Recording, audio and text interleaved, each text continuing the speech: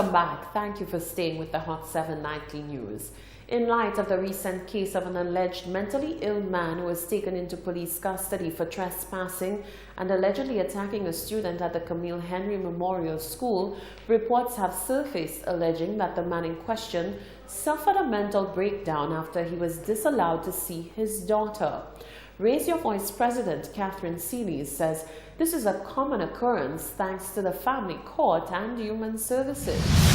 Days after a man allegedly suffering from mental illness was arrested after he wreaked havoc at the Camille Henry Memorial School, it was revealed that the same man was subdued and taken to the police station 1 day earlier for allegedly trying to steal a car with an 8-month-old baby inside. In one recording showing the man detained, he is heard saying that he wants to see his daughter, but that he is not being allowed to do so.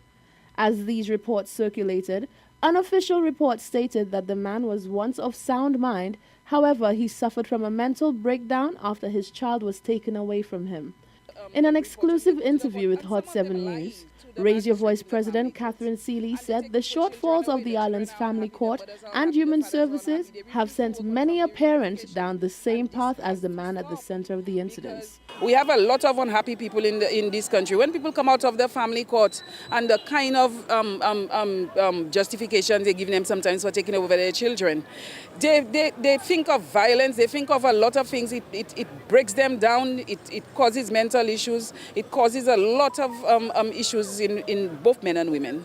So this current situation with this young man, well, the allegations that, he's lost his child, so you're saying this is fairly common? This is fairly common. I mean, other people don't go out and kidnap people's children, but they exhibit other antisocial behavior. They're in bad relationships. They behave strange, and people cannot understand their behavior.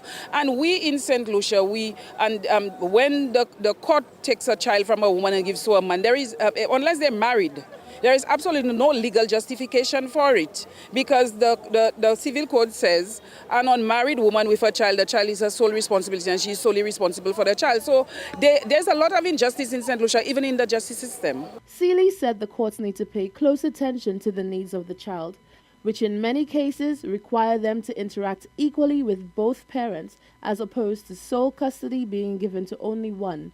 Taking people's children away from them is traumatic for both mothers and fathers, especially people are socially attached to their children.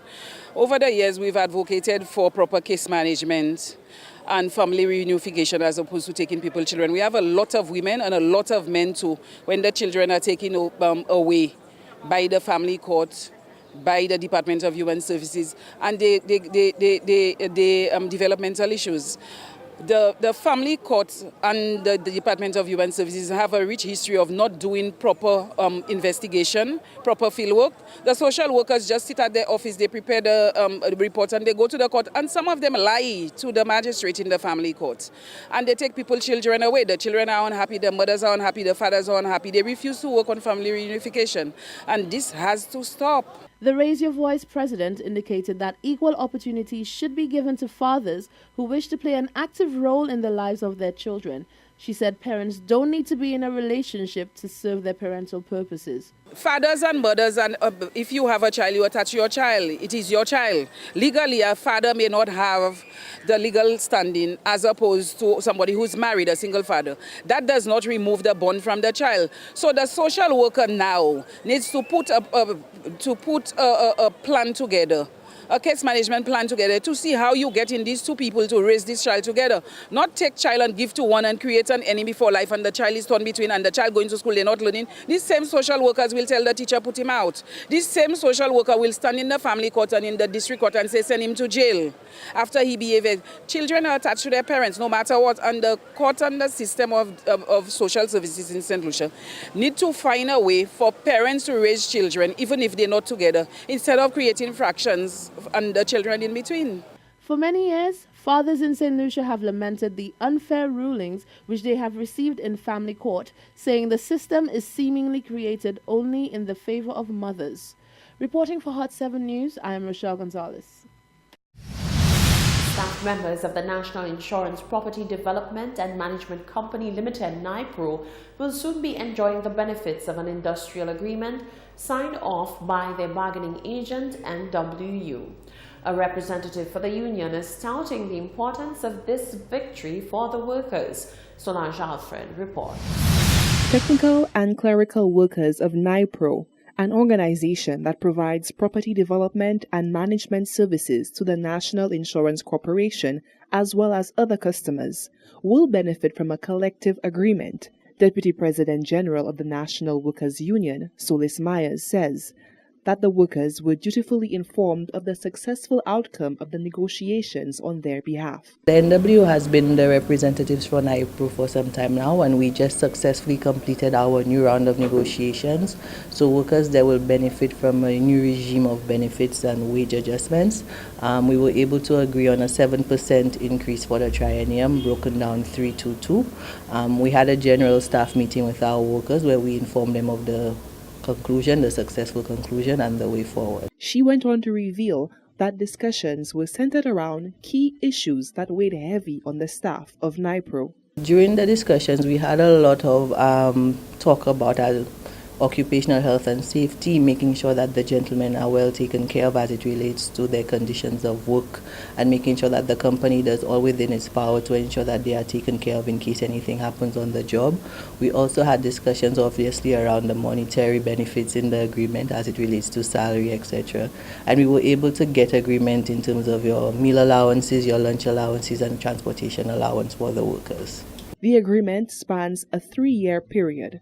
The union remains an integral bargaining unit for thousands of St. Lucians and continues to champion the cause of the members it represents.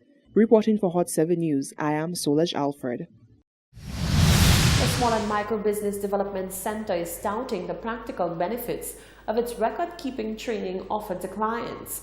The session involves playing of a game that is said to implement real-life situations which look to best assist entrepreneurs in proper practices of record keeping. The Small Business Enterprise Development Unit is conducting a 3-day training workshop aimed at providing its clients with a practical approach at developing their record-keeping skills. The initiative incorporates the use of a record-keeping game aimed at teaching participants how decisions can negatively or positively affect their business. Business Development Officer at SEDU, Roycelyn Senthill Howell, says that this hands-on approach was chosen to truly engage the participants and give them the most accurate experience for record-keeping for their business. In the past, most people tend to shy away from programs that just focus on documentation. For example, we know persons have an issue with record keeping. We know they may have a need for strengthening their accounting skills. But persons don't necessarily want to become a full accountant, but they want to be able to understand their financials, to be able to interpret what it's saying, and to be able to track how their money is moving in their business. And so that session that we're running today is basically allowing them to put into practice in a simulation money management and business management skills. The game is called a micro business game. It was introduced by the German Savings Bank Foundation for International Cooperation, which is a major partner agency for the Ministry of Commerce. And as part of an ongoing agreement that we have with that bank, we are trying to make sure that our clients are able to develop their records to be able to show how money is used in their business. This, she says, is important when entrepreneurs are seeking financing for their various ideas. They have to go to the banks for loans or the credit union.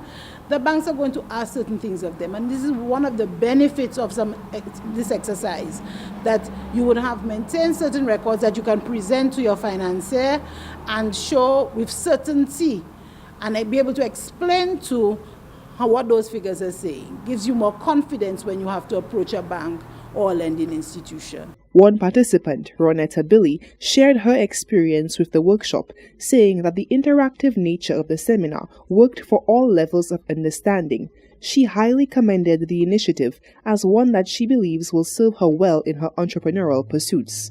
There is a game which it gives you a real life experience of making money and investing it, paying your loans, buying your products. As well, the training incorporates a lot of data. You need to, like, the importance of keeping data. right? So they show how your data, keeping data can help you know how much products to buy, the demand of your customers, so you don't overbuy or you don't underbuy products, or supply and demand. So there's a lot of importance or stress on data keeping, and that is something I believe is very important for entrepreneurs. The Ministry of Commerce intends to continue running this training workshop over the next 2 years, to be held twice on a monthly basis. Reporting for Hot 7 News, I am Solaj Alfred. You're watching the Hot 7 Nightly News. Tennyson Glasgow is up next with the sports news.